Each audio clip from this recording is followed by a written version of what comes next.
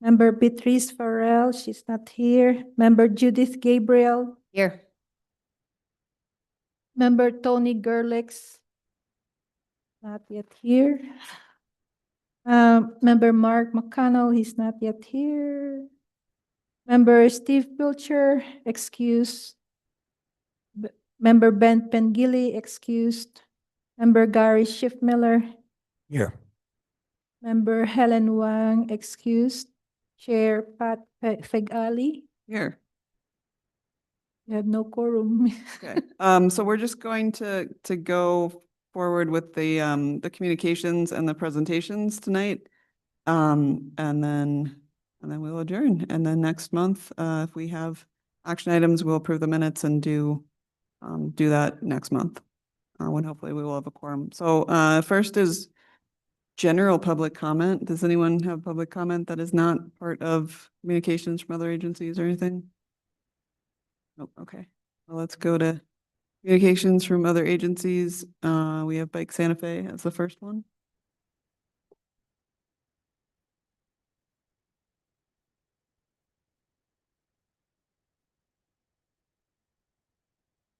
We're gonna, yeah, make sure the light is on the microphone. Yeah. Can you hear me now? Yes. Oh, better. Great. It's been a busy month. We just had our most recent board meeting, and last week we had our winter social over at Keeping Together, the new brewery in Santa Fe. And we were able to get 20 new members, which was great. We had about 60 to 70 people all together. So we had a real good turnout. We're getting ready for Bike Month and the Summer of Biking. The 14th annual bike swap is coming up soon. We're planning it for April 19th. And the setup is going to be on the 18th. The 19th will be at Midtown, the Sky Cinema, their parking lot there. And 18th is going to be the setup over at Rob and Charlie's. So we're looking for volunteers. We need as many as we can get for the different shifts that we do. So you can just go to our website. Bill Lane from BTI is coordinating it along with Kai Phelan from Bike Santa Fe. We have a new board member, Ramon Martinez. He is stepping in for Sarah Conlon. She was our communications coordinator, who does a beautiful job with all the newsletter and stuff. So that left a big hole, but she's getting ready to ride the Continental Divide Trail. We're envious of her. Chandler Moore is going to be taking her role. If you have any communications with us, that's who's going to be taking care of the communications for Bike Santa Fe. We also signed a contract with the International Folk Art Museum, which is our market, which is July 10th to 12th. We're going to be manning that along with hopefully a lot of volunteer students is the plan. And we also just had a new newsletter go out. And probably one of the things that we're real excited about is we coordinated a lot with Bike Albuquerque, and got helped with the Senate Bill 73, which is the required driver's ed for vulnerable road users put into law. It got signed yesterday by the governor. So we're excited about that. So I think that's all I've got, unless anybody's got any questions. Yes. Is when you said working with the folk art, that's for the bike ballet, correct? Correct. Okay. And Georgia O'Keefe also reached out to us about doing it, but we haven't finished any kind of contract with them. But now that it's spring and summer, we're going to be ramping up a lot of bike ballets over the next 6 months. Okay. Yep. Thank you. Thank you. We have Public Safety Committee, which is Steve, but Steve is not here. So we'll go to Safe Routes to School. Is Ryan somewhere? Okay. I don't know where everybody is today. Seniors on Bikes, Lynn Picard. Thank you, and thank you for having me today. My name is Lynn Pickard, and right now I'm the president of the Santa Fe Seniors on Bikes. Ramela asked me to come to this meeting last month, but I wasn't able to. So she said she'd put me on the agenda this month. The Santa Fe Seniors on Bikes is a bike club for people who are 60 and over. and who just want to ride bikes socially. We have 3 groups of riders. We ride 3 times a week, every Tuesday, every Thursday, every Saturday. We gather at different places. On our Thursday rides during the summer months, which are April to October, we set a particular ride from a particular place that's announced on our website, and we'll give people the route. Sometimes we'll ride from Las Vegas, New Mexico. Sometimes we'll ride from the 599 Railroad station down to Albuquerque and take the train back. Sometimes we'll take the train all the way down to the Rio Bravo station, ride back up, and then take the train back. We ride as far north as El Rito. In the past, we have had a yearly outing, sometimes a point-to-point ride, either in New Mexico or in Colorado. We've pretty much limited ourselves to that. We're primarily a social club, though. On the non-Thursday rides, we meet at a place, usually DeVargas or a school parking lot on Saturdays, and decide where we want to ride from there. We have 3 groups of riders, the A group, the B group, and the C group. And as you might imagine, the A group is the most competitive, and they ride the longest, usually 40 to 60 miles. The B group is less competitive, and we usually ride between 20 and 40 miles. And then we have a C group, which is even less competitive, that rides 15 to 25 miles. I once called the C group the new riders, and I highly offended somebody, because some people have been riding with the C group forever, and they are really experienced riders, but they just don't want to ride 45, 50, 60 miles. So with that, we also, I will say, we do advocacy, but it's more on a catch-as-catch-can basis. We advocated for Senate Bill 73. I represented the seniors on bikes before the only Senate committee that the bill was assigned to, and Steve Pilcher represented the seniors on bikes to the only House committee it was assigned to. So we were really, really pleased also to see that it passed and it was signed. And with that, I'll stand for questions. Great, thank you. Does anyone have any questions? Thank you for. Okay, thanks for having us. All right, so we're gonna move to discussion and possible action items, except we're not having any action items. So we will skip appointing Tony to serve as anything for today. We'll do that next time. The next item is the city dog bite ordinance. Yolanda, if you want to tell us about that. Sure. Hi, everyone. Nice to see my old committee members again. Hi. For those of you who don't know, I'm an animal protection lawyer and advocate and have been for 20 years, and that's why I'm here about the dog bite ordinance. In December, a good friend of mine was attacked by 4 dogs on a public road, not provoked. She had 2 puncture wounds, and she had a gash across her stomach where one of the dogs had ripped through her flannel shirt. First of all, I just would like to be clear. I was not there, so I am telling you her story to me. So I just want to clarify that, this is her version of what happened. I don't have any reason to doubt that this is what actually happened. So she did go and get medical treatment. Animal control did show up and they did investigate. And after that is where I think the problems came in. First of all, they did not take the dogs in to quarantine them. They allowed the owner to keep the dogs. Normally, I think that's a good idea, but when you have 4 dogs and you have bites that serious, I think it might make sense to take the dogs in so you can observe them. So I question why they didn't take the dogs in. The second thing that happened is there was just a lack of transparency with animal control. My friend couldn't get a report. They told her she needed to go to public information, which takes months to get any sort of report. I think that's a problem. They didn't return a lot of her phone calls. And so she doesn't know what happened. As far as we know, nothing happened.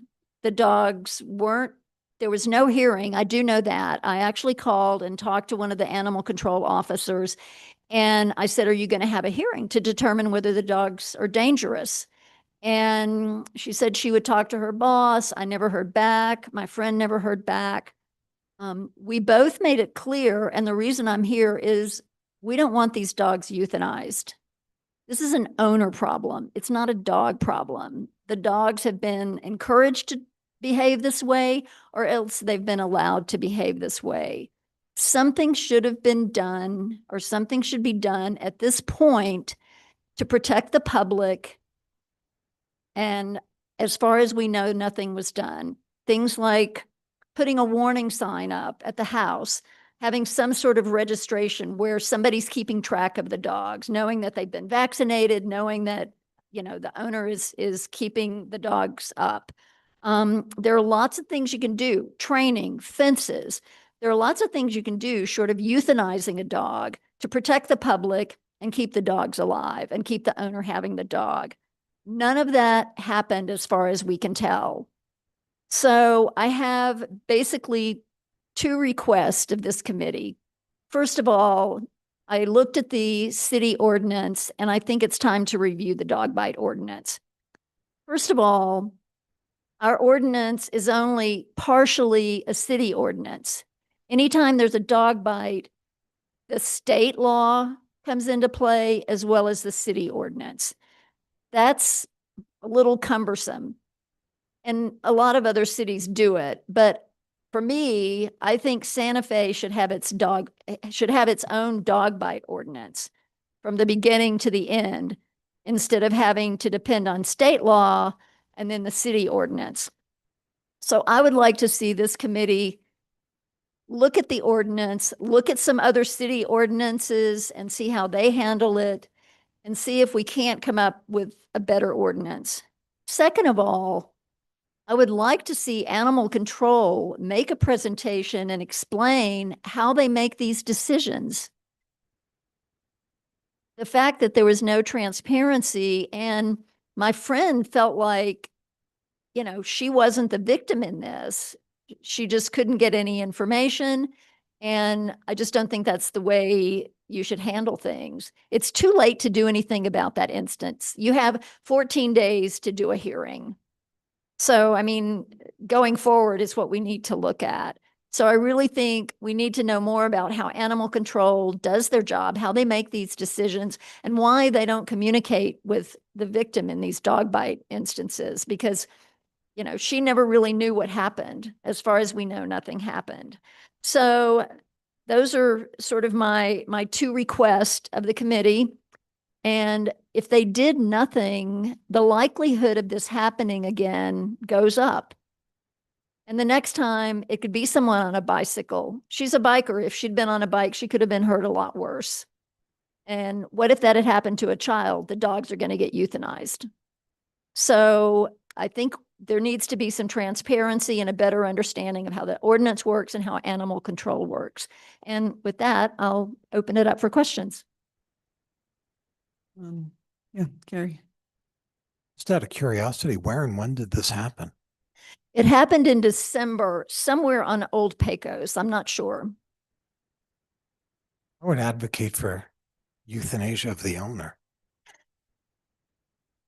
Like I said, our this is an jurisdiction. owner problem. This isn't a dog problem. As you said, it's an owner problem, so that's why I'm addressing Yes, it that way. owners need to be responsible, especially if they have dogs who are aggressive. And we need laws and ordinances that support that as well. So I think there's a couple of things going on here. And I mean, he felt really badly, she said. Well, and I said, well, that's nice. He felt badly that, you know, his dogs attacked you. Yeah. Judith, did you have something? Thank you, Chair. I just have a few questions I'm curious about too. So, was this person walking by the house and the dogs came out and attacked her? Yes, she was on the road. She was certainly not trespassing, didn't provoke the dogs. I think the owner was with the dogs, and I don't know if they got away from him and he couldn't control them. But yeah, she was taking a morning walk. So that leads me to think it is a bike and pedestrian safety issue. The other question is, are you saying that your friend had to file a Freedom of Information Act to get the information? That's what they told her. And when she checked on it, they told her it would be months before she could get the report. And she told me, she said, I don't see any reason to do that at this point. So she never actually got the report. Okay, thank you. Was the owner at least fined for having dogs off lead? We don't know. See, that's the problem. Animal control basically shut down and didn't give her any information. And I called, and as those of us who are lawyers know, sometimes if you call and you say you're a lawyer, you get a response when when someone else might not get a response. But the only information that I could get was that they had not scheduled a hearing. That was my question, because if there were a hearing had been scheduled, I was prepared to go with her and, go before the judge and kind of help her go through that. Tony. Thank you, Chair. Thanks, Yolanda. Chair, this is a question for you. Where does animal control fit? I'm not sure, actually. I think they are, I don't know, are they part of Public Works? Does anyone know? Community Development, okay, which is no longer really a thing, so, I don't know. It seemed to me Yeah. that, charge of animal control. Yeah. So we can put this on the agenda for next month for discussion if it's something that you think we want to talk about as a committee. Yeah. Yeah. So maybe, Ramel, if we could just put it on the agenda for next month as a discussion for the full committee, and I can try to find out how they work a little bit in the meantime. Yeah, and I mean, some of you may want to just pull up some ordinances from some other cities and see, how other cities handle their dog bites. I mean, it really varies from city to city. And I mean, I'm very familiar with Dallas's dog bite ordinance, but it's certainly we can do better than we've got right now. So, Judith? Thank you, Chair. So, I think it's curious that it's called a dog bite ordinance, not roaming dogs or unattended dogs. I mean, what happens is often it results in a bite, but it seems like really we're talking about animal control, right? Because you can have a dog come at you, and can be very upsetting for some people who especially have been traumatized by a dog. That's not right either. So are these things ever called anything else? sure, there are different levels. Sometimes there's, a non-serious injury, or there can be a serious injury. And then of course there could be a fatality where the person was killed by the dogs. So it really, there's a variety of ways you can approach the dog bite ordinance. It just depends on how the city wants to do it. So I think I guess I'm thinking of it from a search standpoint for doing research. it's usually dog bite. Okay. All right. Yeah, Thank I you. would think if you Google San Francisco dog bite ordinance, you could certainly, find it. Got it. Thank you. Yeah, Gary. It's my understanding that if there's for example, a police report, there's an online database. You can go and get the report. It's not a big deal. It's not the police that respond. The police do not and respond. I understand, but my point is, why doesn't animal control have a similar policy that when there's an incident and a report, it goes on a database so you can just get it easily? That's a good question. I don't know. I thought it was very strange that they wouldn't give her a copy of the report. And I don't know if we would need an ordinance for that. It would just be a policy decision. Yeah, I mean, some of it is policy. That's why I think it would be good to talk to animal control, because the fact that I didn't talk to them and got no information, I'm sort of in the dark as far as what their policies are. All I know is that there was a real lack of transparency and responsiveness to the person who was bitten. Do you think it was recalcitrance on part of animal control or incompetence? I don't know. I really don't know. Like I said, they weren't really forthcoming. Do you think there's any possibility that the owner knew somebody and they were protecting them? Oh, I wouldn't want to speculate. I just think we need more information on how they make these decisions. I didn't agree with some of the decisions. I thought the dogs should have been taken in so they could be observed to see how, how dangerous they really are. And I think that there should have been a hearing where a judge actually hears the evidence and decides how the dog should, whether there needs to be signs up, whether there needs to be some sort of training, or that the owner needs to be held responsible. If nothing was done, he wasn't held responsible for his dog's biting somebody pretty seriously. Do we even know if if it was determined if the dogs had rabies vaccinations? Yes, the animal control has to do that. They have to determine whether they were vaccinated, and then on top of that, they have to be quarantined. And I don't even know if there was a follow-up to the quarantine. As I said, there's just a lot of missing information because she couldn't get any information. Great, thank you. Okay, thanks. Next we have restriping opportunities for West Alameda, east of St. Francis, and Paseo de Peralta east, south of East Alameda. A lot of directional.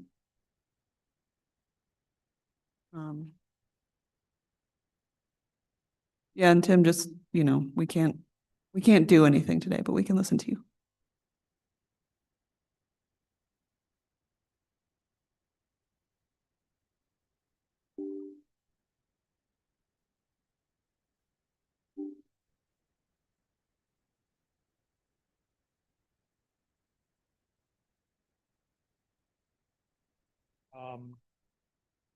I also would like to take this opportunity to invite you all on a community bike ride. So my name's Tim Rogers. I'm with Santa Fe Conservation Trust. And thank you for allowing this agenda item in response to Member Gerlich's, who, at the last BPAC meeting, I presented on what Santa Fe Conservation Trust does and mentioned how there are some opportunities to restripe bike lanes with upcoming repaving projects. And that's something that really builds on, I've been working with BTAC and BPAC since BTAC began. I've never been a member, but I've been a member of the technical review subcommittee right now. And I was a member of the on-road committee when that existed in the past. So I'm kind of doing two things at once. Romella just handed out the flyers for April 4th. We're doing a Route 66 Centennial bike ride, and it relates to, it's been 100 years since Route 66 was created, and it came through Santa Fe for the first 10 years. And it relates to the bicycle wayfinding that we have, that I, for Santa Fe Conservation Trust, prepared on behalf of City Public Works and BPAC, that includes a bike Route 66 coming through Santa Fe, which is part of a Adventure Cycling Association's route all the way from Chicago to LA. But especially given the improvements that we've had on Old Santa Fe Trail, we can now mark some of that as a bike route. And I welcome you to come on this ride. If you don't get my emails, I would love to have your email address so you can get my emails. This is one of 4 community cruises that we'll be doing. And it'll originate in the plaza, and we'll do a couple loops. First loop will go towards Chicago a little bit. Second loop will go towards LA. And some of it will be actual Route 66. Some of it will be bike Route 66. So please come if you're available. And if you'd like to hear more, I'd love to have your email address. People would like.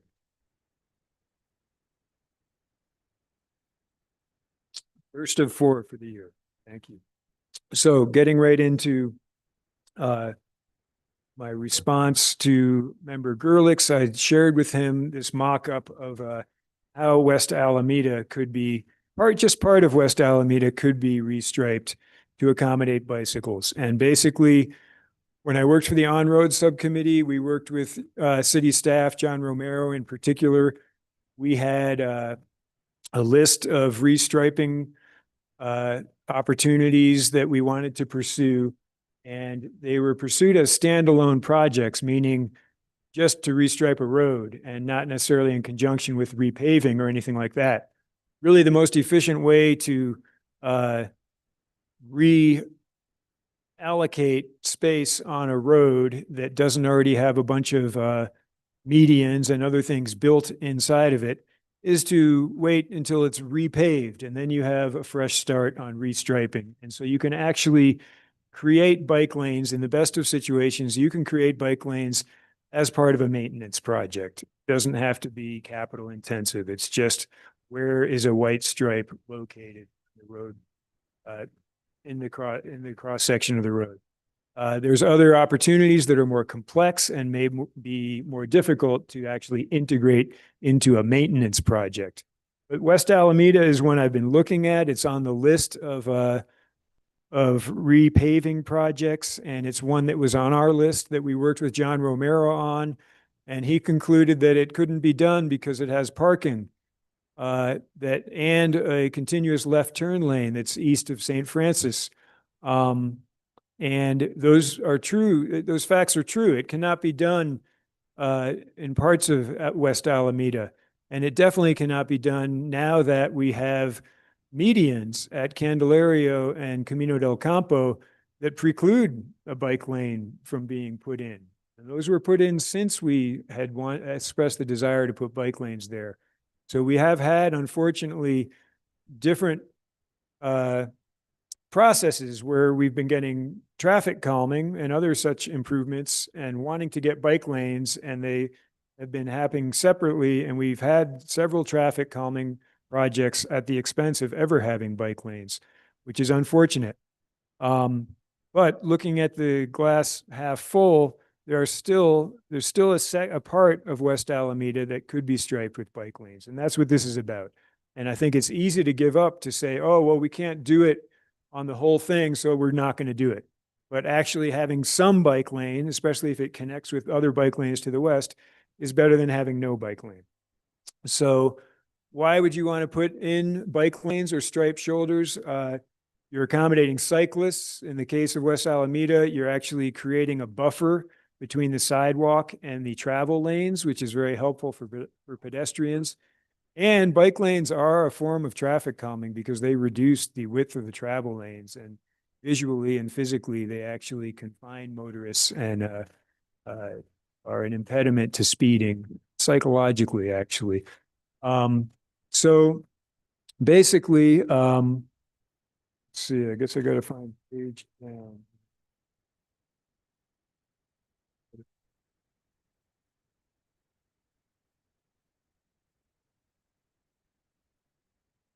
Guys.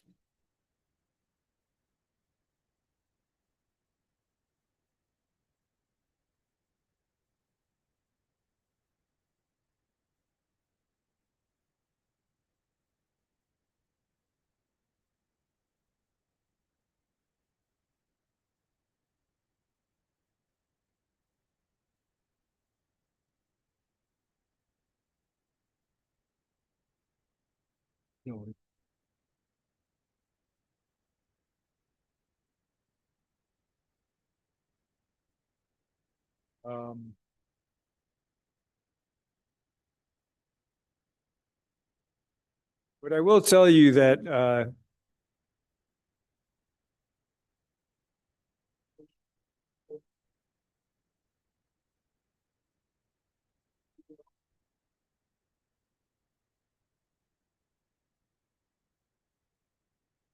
it actually sounds healthy.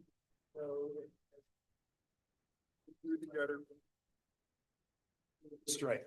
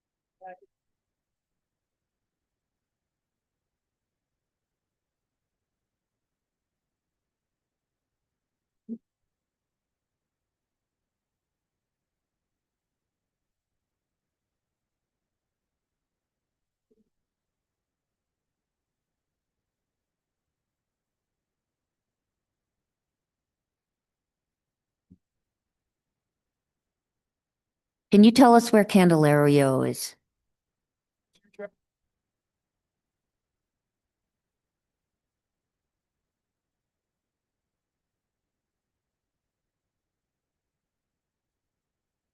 Real intersection has a median, one of two roads that can.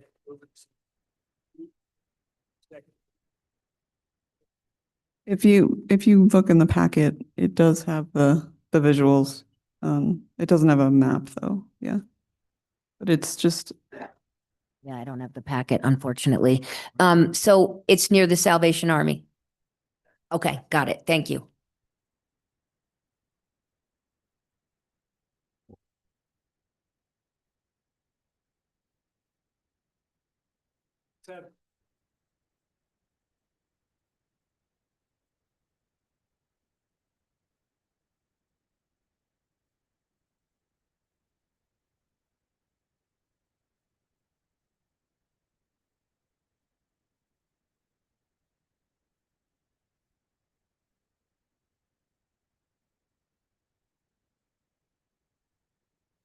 It anyway.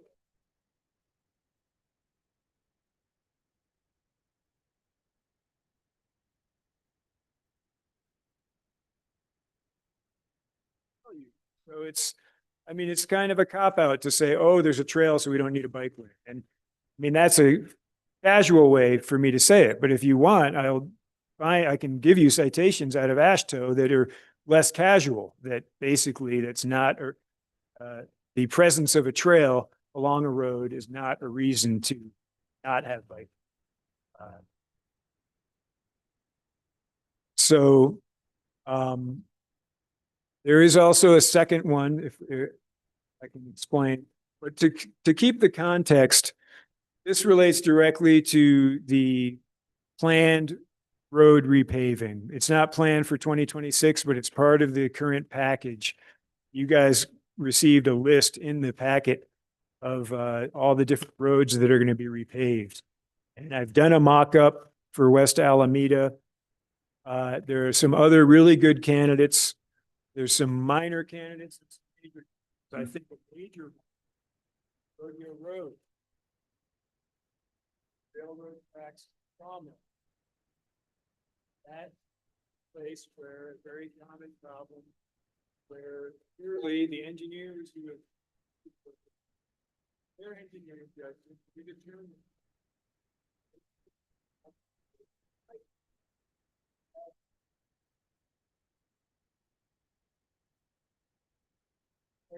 that they're all needed. Certainly they're longer than needed, and they could be reduced to very specific right turn lanes for very specific spots, and the rest of that shoulder could turn into a bike lane.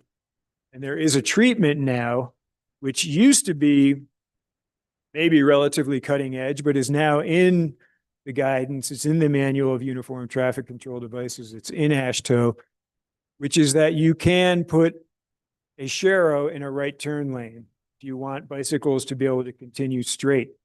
And it segs into a bike lane. It says treatment we haven't tried, but it would help us be able to put bike lanes on roads like Rodeo that are unsure whether they're a 2-lane road or a 4-lane road because they have unending right turn lanes. And I'd be very happy to make a mock-up of how that might look. So thank you for setting it up. Been kind of filibustering, but I actually said everything I wanted to say afterwards. So here we go. So this is standing on the river trail, looking west at St. Francis Drive. The travel lane that we're next to is really wide at this spot. So it's a no-brainer that you could do something as simple as this. It's really, there's almost too much space here. And this, by putting this stripe here, you're actually creating a space for bicyclists who want to continue downtown. But also, as you can see, the river trail comes right to the edge of the curb. Really always preferable to have a buffer between a sidewalk, let alone a trail and a road. And since we don't have a physical buffer at this point, the bike lane provides that. And it, as I mentioned, also has a slight traffic calming effect for the motorists. Looking east, a little down the way, same idea. We can continue a bike lane here. And as I said, it's easy to just make a drawing and say we could do this. I've measured it, so I went out to make sure this is possible. And so these are the measurements I made when I forgot to lock my bike. And you can see the width of the travel lanes and the center turn lane. So we basically have a center turn lane throughout, but for cars that are heading westbound, there are no left turns. They don't need a center turn lane. There's actually very specific spots where you can turn. And if we really made the left turn lane specific to those spots, it allows us to reduce the width of the median where it's not being used as a left turn lane. And that can create space for the bike lanes where we need it. Didn't need it on that first view, but we do need it as we go further east. So this is a view of two segments in a row. The one on the bottom really goes to the right, further east.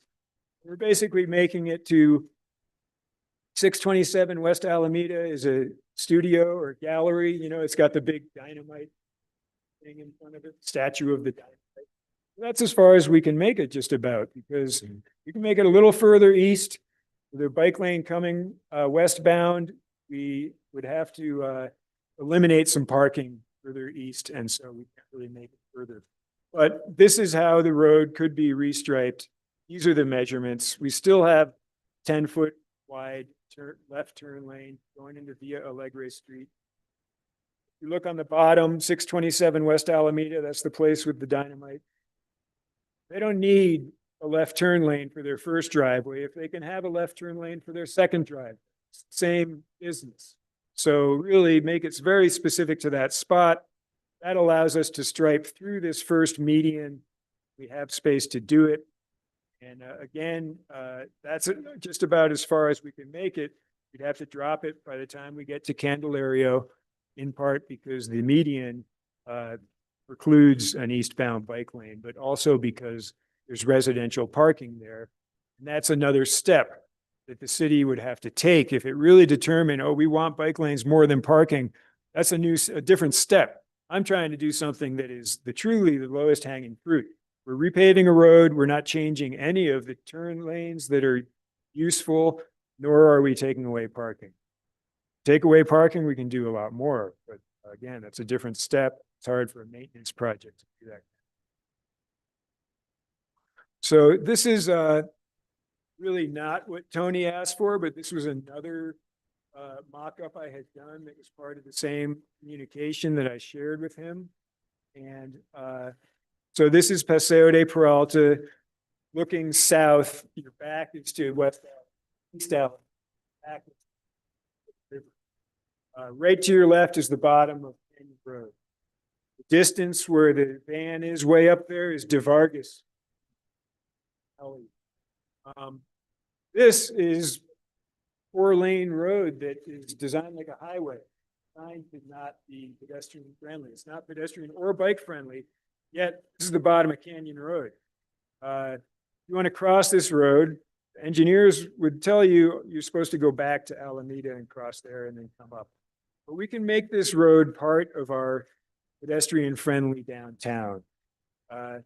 It would be an extra step. It's not as easy as saying we're going to repave it, we're going to restripe it. We're actually proposing to reduce the number of lanes, which is called a road diet.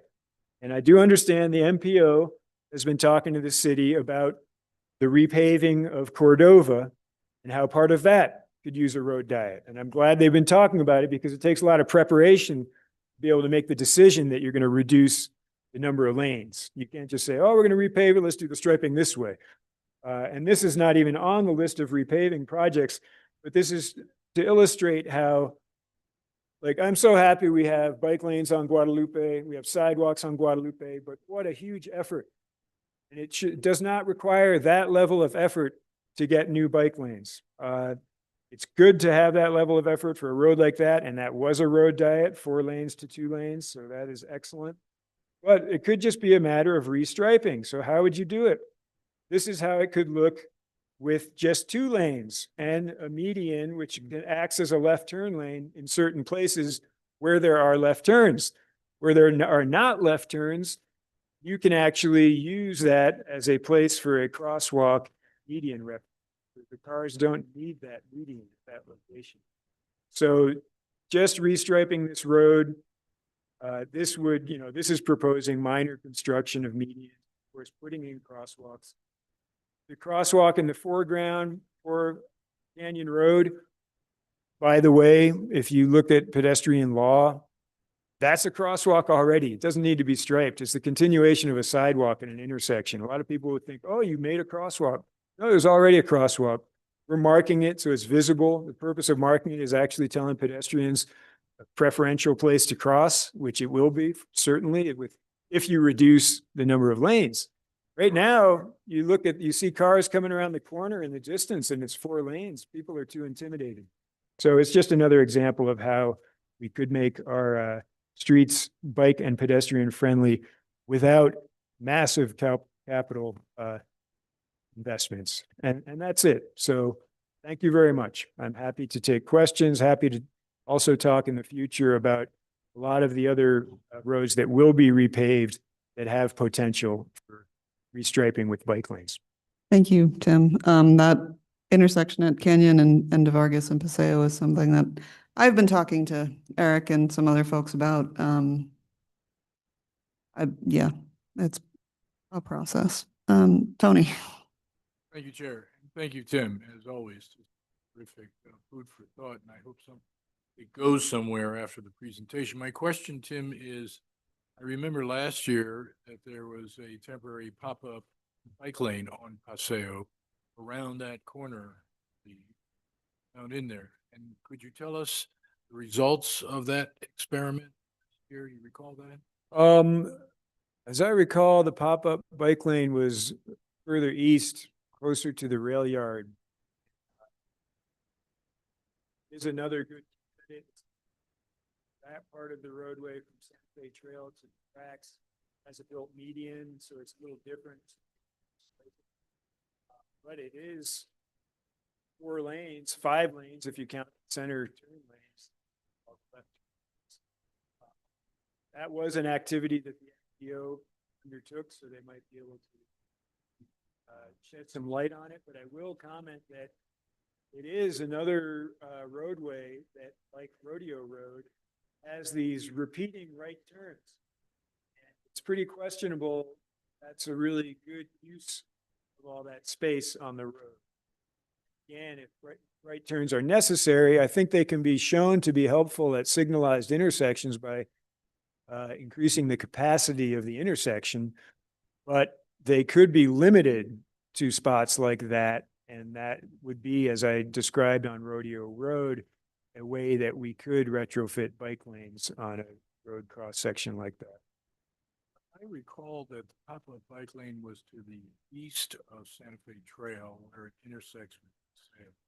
I think that was an MPO bike lane, so maybe Eric can speak to that. Yeah. Well, I know that we did a bike cruise on that day, and we went and continued to the spot that I just made this mock-up of, and I had the mock-up in my hand to show people back then. I've had this for a while. Just don't recall that we had the pop-up bike lane at that particular section.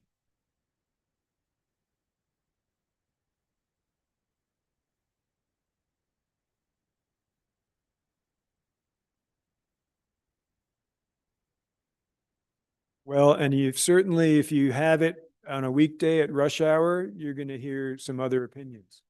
And so it is important to be able to show that these roads will still be functional with fewer travel lanes. And that's why you really have to be able to back up a proposal like that. But some of it is common sense. I mean, my cross-section I showed closer to East Alameda segs into Palace, which is a 2-lane road, and so there's going to be a right turn lane to get on. There's going to be a left and right turn lane to get onto Alameda as it is. And I'm pretty confident that that section of road could function as a 2-lane road. MPO is very welcome to add in anything. Thanks, Tim. Any other comments or questions? Judith? Thank you, Chair. I'm wondering, we are kind of in the middle of updating our strategic plan and perhaps reprioritizing some of our own priorities. And I just think it might be useful to add some of these suggestions to our discussion. So I know we can't decide that, but I am proposing that be part of the discussion as we look at low-hanging fruit or things that we think are worth trying out. Thank you. Great. Thank you, Tim. I appreciate it. Thank you. Next up, we have draft street design guidelines, Eric Ani and MPO.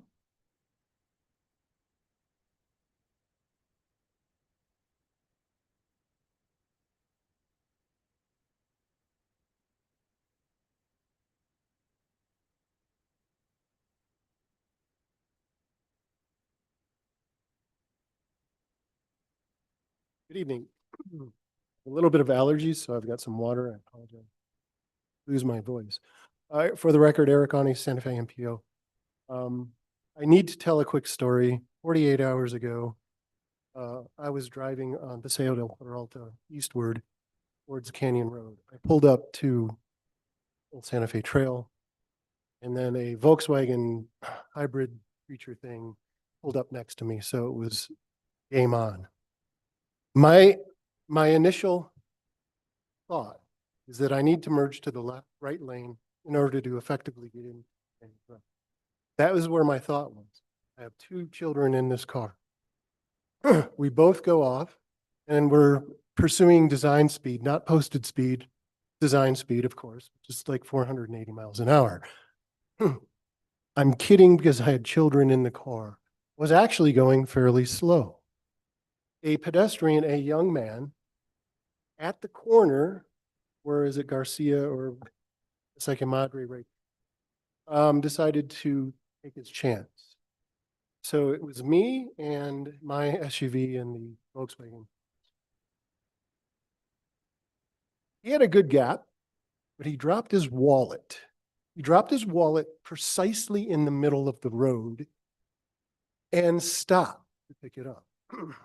At that juncture, I'm laying on my brakes and I'm praying that the Volkswagen is successfully doing the same. That close, right? 48 hours ago. So it cannot be underscored what Mr. Rogers just spoke of as to the absurdity, without question, of 4-lane facilities downtown. If I might add to that, I don't drive in that middle lane on that curve for reasons of not wanting to die, even in a car. So thanks. Okay, thank you for that story. I'm going to kick this off with a little background. If this project that we speak of today is a book, this would be chapter 11 out of a 12-chapter book with pretty lengthy chapters. Chapter 12 ideally is the adoption by the city council in this room before 2027 of these design guidelines in 2 parts. 1, chapter 14 update, 2, for the city public works department and for our consulting engineers to have in there. Formal adoption would be, in my mind, a nice end to chapter 12. If we go back to chapter 1, I would not want to bore you with a 6-hour lecture about this entire book, but I will give you that chapter 3 has the time and date when I went on West Alameda and stole Tim Rogers' bike when he was not looking. Chapter 6, spending almost approximately 1 year tied up in procurement this project. And I kid you not.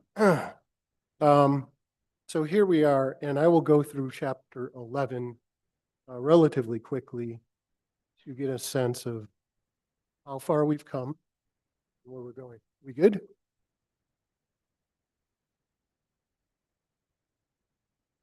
Oh, now it's back. I'll look up there too. Purpose, application, solutions. A little background in terms of where we've come in terms of presentations. Did this presentations to the state transportation conference in Albuquerque in January. We have gone and presented twice to the City of Santa Fe Planning Commission with positive response from the Planning Commission. And then back, I believe it was November, Leah and I did a public engagement meeting, which was well attended at the Southside Library as it relates to this project. Out of all of the presentations, mostly thumbs up. There's not been one person who said, you know, we really need not do this because of safety. We're trying to do our due diligence. Going back to the 2022 when the City of Santa Fe adopted a complete streets resolution, it was part of the kickoff. It's part of the book and story. I want to be clear about complete streets, though, is that complete streets only go so far. Paseo del Peralta, which I just spoke of, is technically a complete street in some ways, sidewalks and stuff like that. This is going deeper beyond complete streets. So the actual document does not relate so much to the complete streets theory. It goes deeper into safety. So the goals: car independence, multimodal transportation system, improved safety. Cannot underscore enough about safety, because what we talk about safety is not always what the technocrats speak of when we speak of safety. Talking about actually kinetic energy. And kinetic energy, when I was braking really quick not to kill the nice pedestrian, is a perfect example when we design streets. What is the design speed? And then what is the actual speed? I love this photograph of St. Mike's circa 1970s. I've studied this photograph for hours just out of entertainment. If you look at the design speed of St. Mike's here and the posted speed in pictures, 40 miles per hour. I use this picture so many times in presentation to understand in an empathetic way what was going on in 1961 when we built this creature. It was an understanding then in 1961, give or take, that the city was going to grow. That we then used assumptions, which I call now legacy bias assumptions, that as the city grows in 30 years, we should have roads that accommodate that traffic, not today's. Today, St. Mike's rests today with the same design standard. If we look back in terms of safety, again, safety being the number one issue, the number of people who've died, injurious and otherwise, is staggering. Yet we tend to overlook that fact for volume, reliability, and lack of delay. The purpose of this document is the opposite of what I just spoke of. Recalibrating standards in service to community values, not in service to our technical assumptions.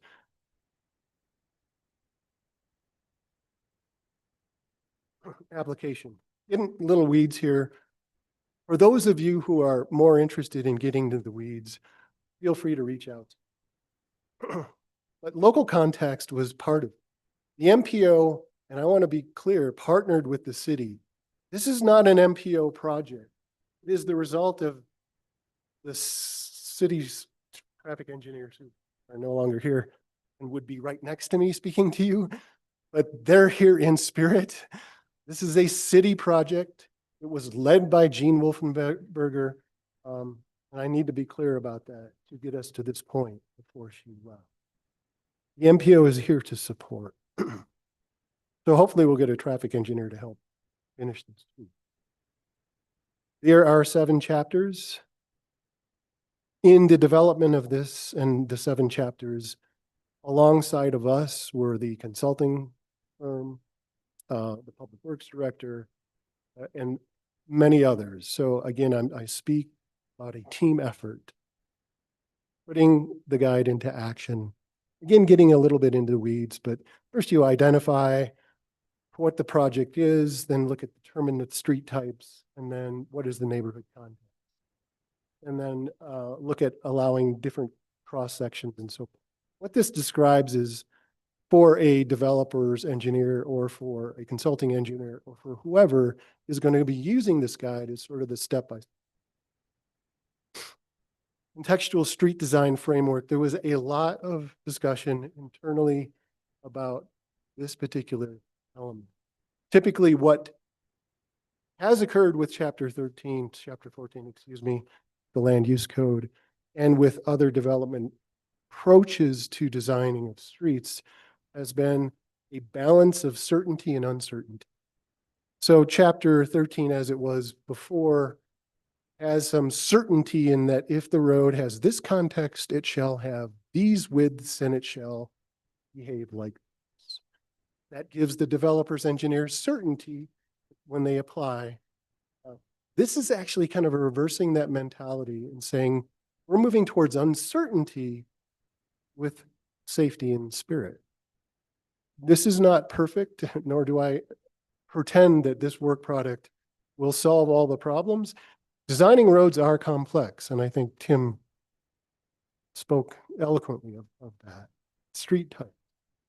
So what we did is we borrowed information from our friends in Austin. We borrowed information from our friends in Tucson and other cities that have successfully not only adopted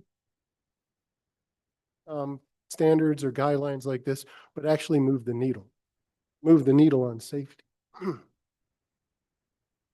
So again, in the weeds, a little matrix, this is what's in the document, process of prioritization. So we find our street type, and then we ask the question, not with so much certainty, is that here's our core values that relate to the prioritization for this street type, the length and width of the gutter, the pedestrian zone, bicycle zone, parking, and so forth.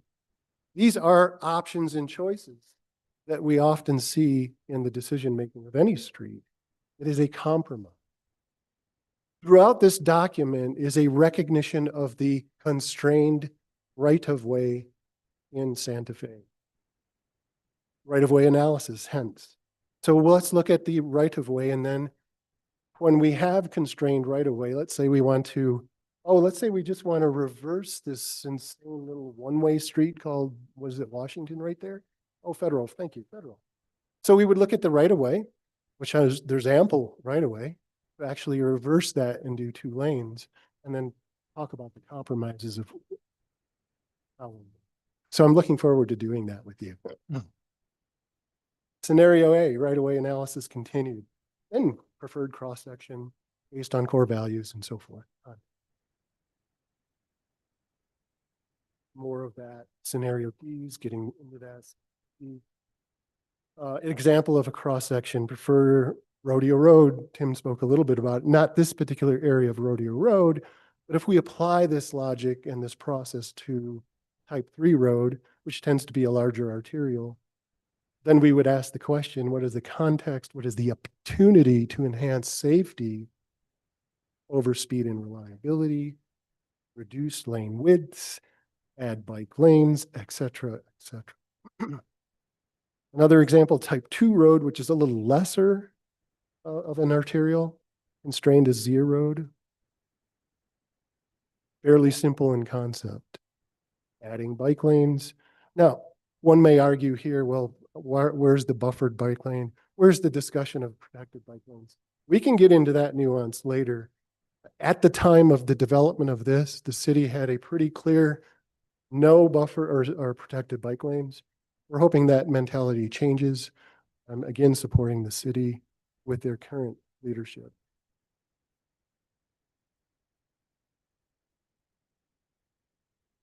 So hopefully that all kind of made sense to you. There is a lot of nuances in the design guide. I'd be happy to go through those with you, but I wouldn't want to bore you with all of those nuances. Again, I cannot emphasize enough that if this was a book, this would really be a life's work. Because why does the city of Santa Fe, in its 400-year history, its 100 years of adapting to the automobile, does it not have its own street standard? And the answer is complex in some ways, but simple. The city of Santa Fe was relying on the DOT and the federal standards for years and became quite comfortable doing that because there was not a critical thought, I would argue, in saying maybe we should challenge the paradigm of moving cars versus moving people. And then not throwing anyone under the bus. We interviewed previous traffic engineers who had been doing this good work for decades. The answer was simple. And I think folks in here can relate to that because they did not have the time or capacity because they were too busy building roads. Isn't the irony just beautiful? I will end it with that. Thank you, Eric. Does anyone have any comments or? There, Tony? Thank you for changing the paradigm. Yeah. Fighting. I have been assured every time I ask, which is a lot of times, that the street design guides are part 1 of phase 2 of the land development code update. So I don't have a date, but I've been told it will be the first big part, if not the first actual part. So yeah, thank you. And yeah, we might have you back to get in some weeds, or maybe into a subcommittee to get in some weeds, but we'll see what the will of the committee is when more of us are here. Thank you. Next we have Sean Moody, Asset Management Progress Report, Implementation of Resolution 2024-12, Maintenance Resolution, which we've had a lot of folks interested in, including, I think Tony was at governing body yesterday asking about this. So thank you for coming and sharing with us. My pleasure. I'll be quick because it is not very exciting, but I thought what I'd bring to the table at Romella's request, and I think your request, Councilor, is what we've been doing in terms of the Department of Public Works response to the repair and maintenance prerogative that was put forward in the resolution. And the reason I'm presenting is I've been working on the workflow side, the asset management side. And I think I can characterize, I put in a couple of exhibits that are not in the least exciting, but I wanted to contextualize, this is our department. So on your own, in the evening, you can read through how our department's organized, and that'll inform essentially our approach to the workflow. So we have basically 5 major divisions within the department actively. I happen to be in administration, but it's complete streets, parks and open space, facilities and parking. This graphic is the overall programming for asset management. And this is my visual, the other side of my brain. Basically, we're building out our workflows around a GIS that's coming back alive. It was long under development in a vacuum. There weren't active users of our GIS. And with the programming we put in place in the last 12 months or so, it's become an active part of our asset management. So our GIS is data and software that can represent street levels, features, parks, trails, parcel boundaries, edge of roadway, et cetera, et cetera, et cetera. Much of that data was built but not used, and the programs that we put in place for maintaining and repairing roads, parks, trails, and other things is now set in that context. So there's a very easy link that all the workforce can quickly reference data in the GIS as they go about doing work orders. So that's the broad context. One of the features in the first tier are our environmental compliance. We call it MS4. The CRM is how constituents in the real world could say, "Hey, would you fix a pothole or a discontinuity in a sidewalk?" I have written in all of the accessibility requirements and under ADA and the public right-of-way ADA.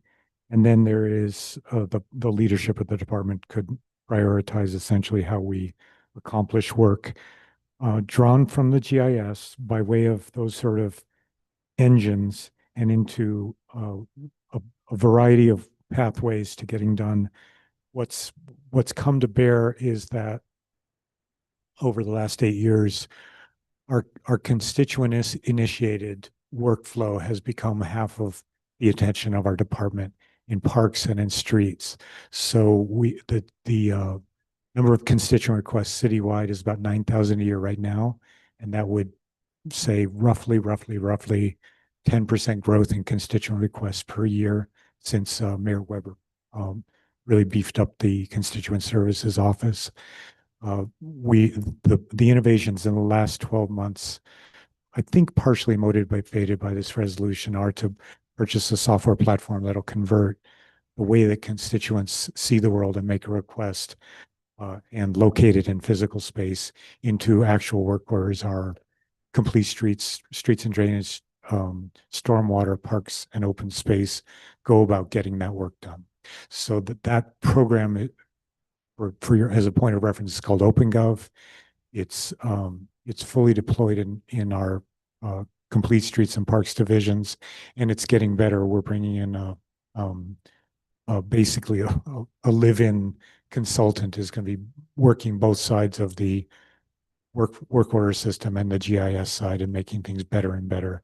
We've deployed 36 tablet computers to both sides, both complete streets and parks, and this quite awesome little device that goes with them, which is a GPS receiver with satellite correction that can bring a quick point can be brought in, whether to represent a sidewalk discontinuity, a pothole, or a encroaching tree branch or something quickly at any degree of precision. So it's very easy to use.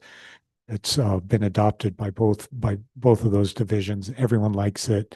And we think that over the next 12 months, that process will get really supercharged as we bring points into our GIS that can become permanent representations of assets, but also can be just conditions, just a crack, a pothole, which will be treated more ephemerally, but it'll be remembered by our system. So it'll be a point of reference as to growing problem areas and something like that.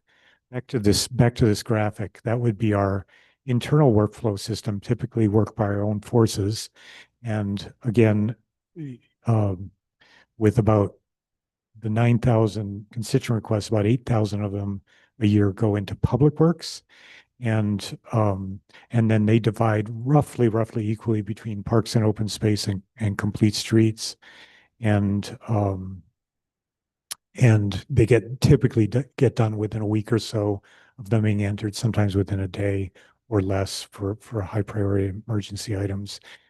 Anybody can call in a point, and if you have a smartphone, you can bring the point in, and it's very helpful to register just where you're standing when you enter it. The flow becomes even better, the response even better. So that's a way to that the industry calls reactive work. It's not planned work, it's reactive. I want to give this committee a heads up that that's become, by the reports from Parks and Complete Streets, about 50% of the attention of those divisions. So it's sounds great. We're more reactive, more responsive, but it actually with a fixed amount of pie, it's eating into the amount of attention that would go to planned work. And planned work can be done by our forces, or it can be contracted out to contractors. And quite a lot of the work in the streets is being done by contractors, even on the level of response to work orders. So there is a cost to being very agile with respect to constituent requests.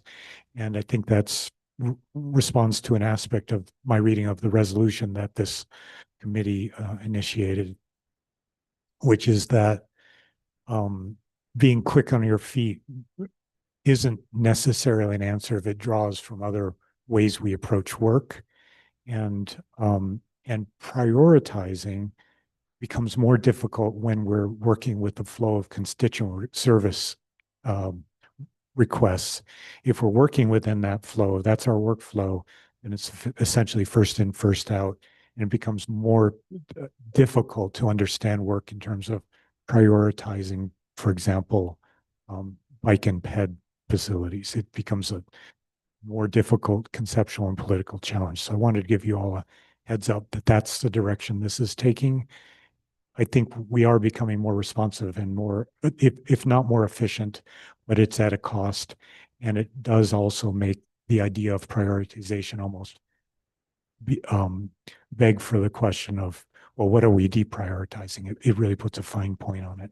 So that's our asset management. I wanted to quickly touch base on the programming around bringing our sidewalks up to better continuous specs. This is really on the margin of my work, but I just want to also touch base. This would be the way under the previous department leadership, we brought in an engineering team that actually deploys people on the ground to walk the streets and note conditions that may affect the accessibility of our sidewalks. And that's been moving forward at a pace of about a couple of people deployed at, I'm not even sure, once or twice a month, walking the streets. They come out of, I think they're come out of Albuquerque, and they report those observations into our streets inspector's office. They convert those into notices of violation, and the way the city approaches sidewalk conditions that are unacceptable is the frontage owner, the landowner has that responsibility. And the way they're motivated is through a notice of violation. And that begins a long process. So they're coming in by reports from the person administering them at the pace of about 20 NOVs a month.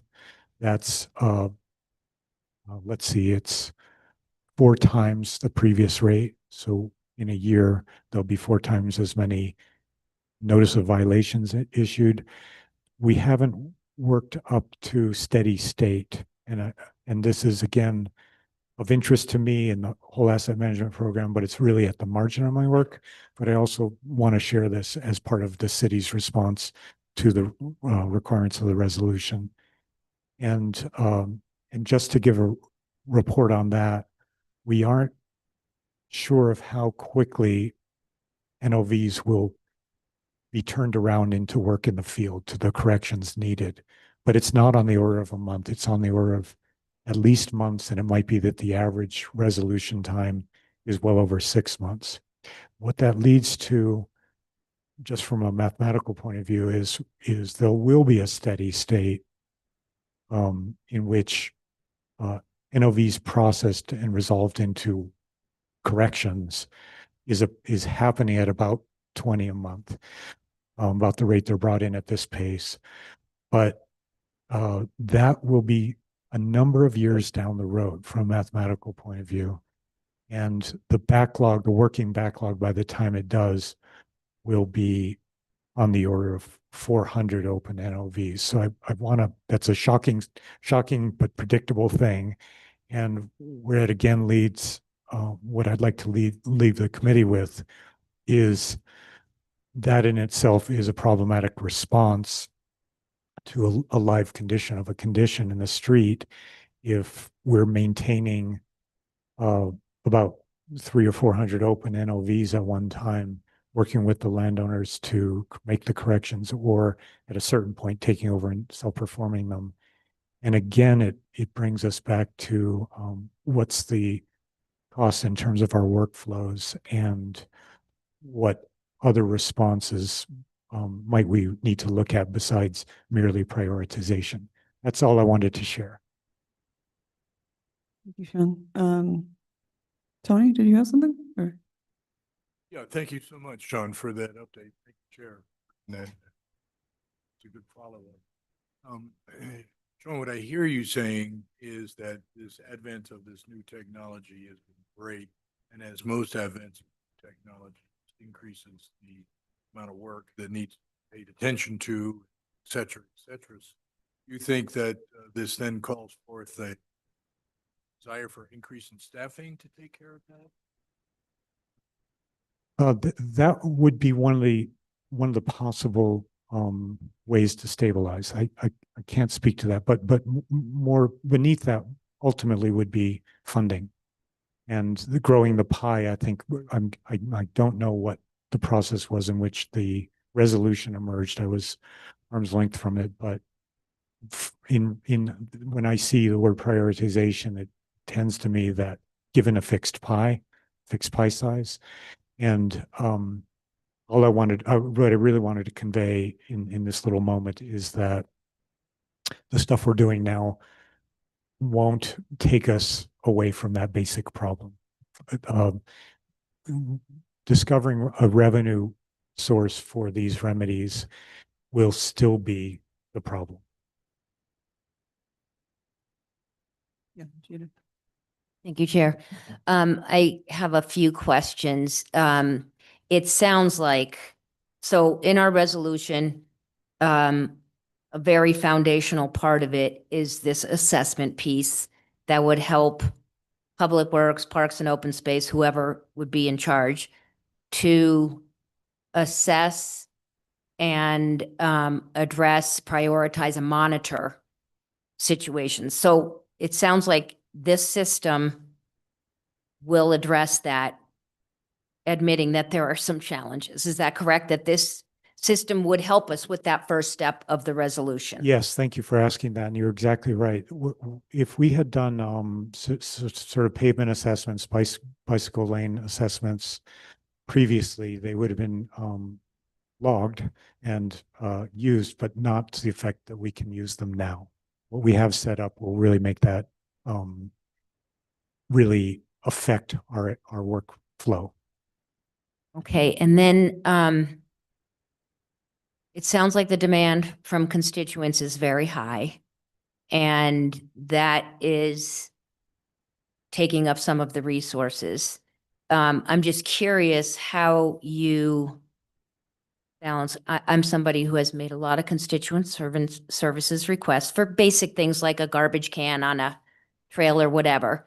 And they have not always they've been resolved, but not, for example, to my satisfaction.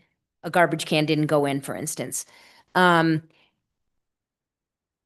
do you balance the need to be responsive to constituents with the inside knowledge that you folks have about the condition of a certain road or whatever?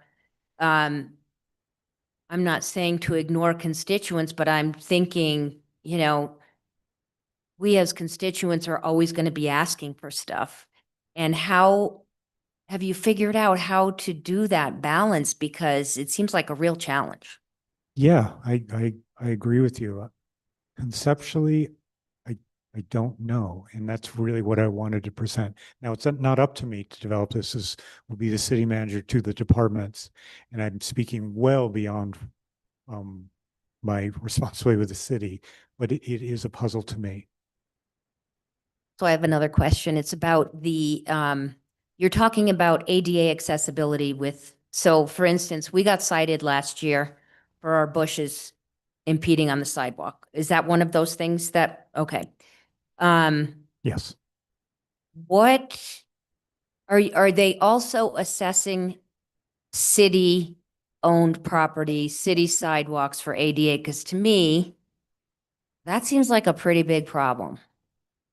They are. There's not focusing on residents or commercial. It's everywhere. I don't know how they're doing their work, but I do know that government institutions of all kinds, state, local, federal, are all being equally impacted by this. And the responses are I can't even judge, but they're, I want to say they're better than the rest of the world, but I don't know. Well, thank you so much. And I'm really excited about this system. Despite the challenges, I think it's a good start, and it's going to help us hopefully implement the resolution. There's a lot of other stuff we need, and that is a very good start. Yeah, Thank you. it's really working well. Thank you. Unless you have anything to add, thank you. Cheers. Thank you. Appreciate that. Gary, you are next on the agenda, review of the ZS Station Development signage plan sheets. Is that something you want to vote on? Should we wait till next month? I ask you that, we have some ideas for signage, but it does seem like something that Betty might vote on. Yeah. Okay. Ramella, could we just note, please, to add, review of ZS Station Development signage plan sheets to next month when we can vote on that?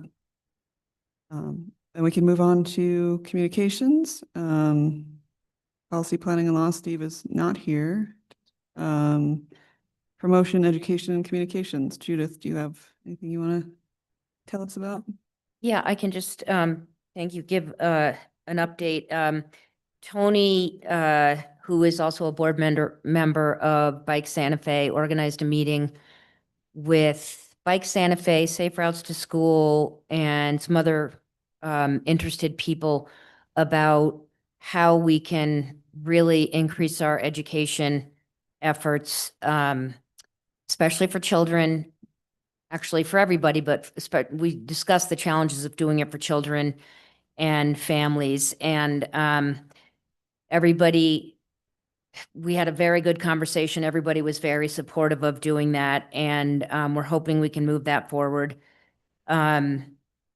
What came out of that meeting also is a serious need for volunteers at just really all levels of all of the activities that are happening.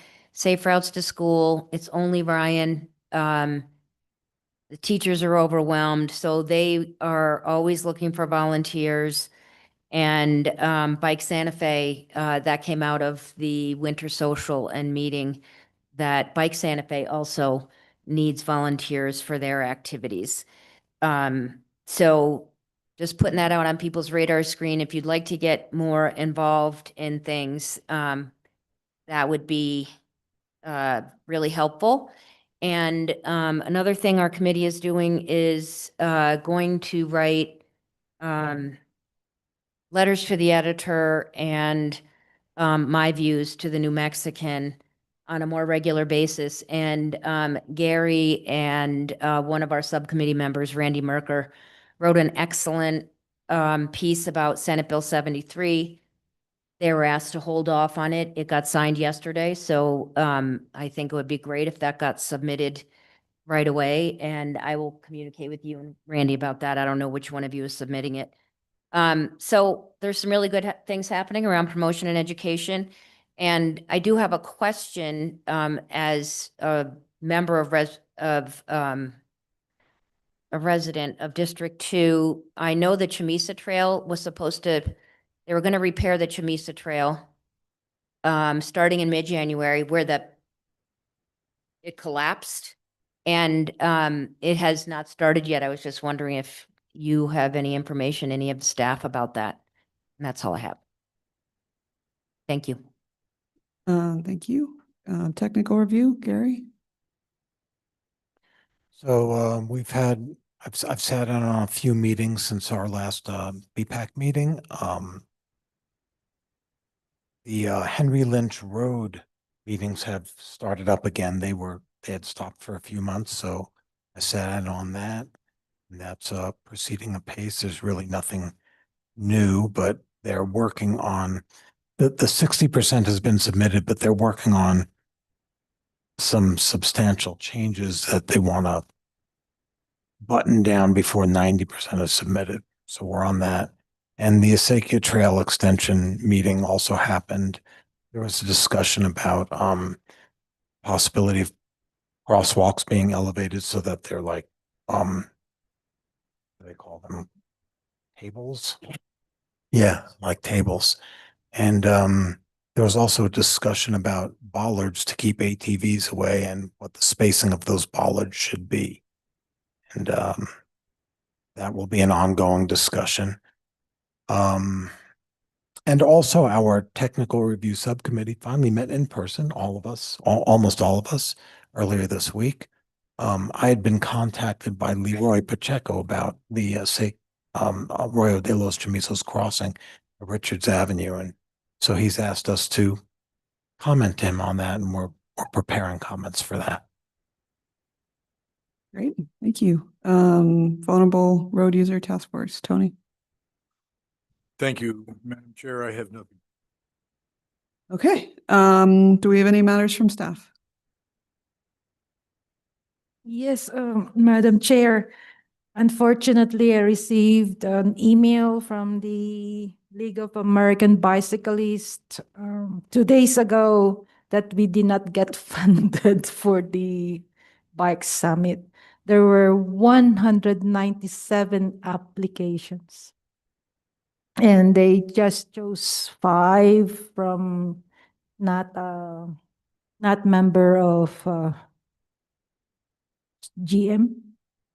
So I don't think I will do it again next year. The chance of getting funded is really very low. However, I requested our division director to increase our operational funds because every year we're getting $1,000, and I requested him a few months ago if we could get $2,000. And if we get that, then we can do the bike summit. I submitted 2 funding applications for the construction of Henry Lynch. So because of funding constraints, we decided to phase the construction from Phase A and Phase B. Phase A will start from La Paz to the Agua Fria Street. And from Wofford to Agua Fria, it's really under the jurisdiction of the county. But I am applying for funding for both. So we can build the roundabout. The cost estimate for that section is $7 million. For the total project is about $15 million. So we are looking for funding to construct Phase A. That's all from me, Madam Chair. Thank you. Thank you. Do any committee members have anything else to add? Tony? Thank you, Chair. I just wanted to pass along a comment that I heard at the meeting that Judith was referencing, where we had about 10 to 12 people around the table, and we were all very enthusiastic about moving bicycle education forward in the community. And Ryan Harris, who runs Safe Routes to School, gave us an excellent presentation about what's happening in the elementary level, which is really great. And as an educator, former educator myself, wanted to know about what we can do for those older kids. We really hit a dead end. Really, well, anything. But in that entire process, Ryan Harris to say, I came up from Albuquerque, and there's just a great energy doing things. That's partly you, Pat, and Tim, Eric, Bella, everyone that there is. Listen. Great. Well, that's good to hear. I'm glad we have some good energy happening here. I don't think I have anything else to add. Our next meeting is Thursday, April 9th. Yeah, we'll take up the discussion or the action items to vote on then, and hope to see you all then. Thank you.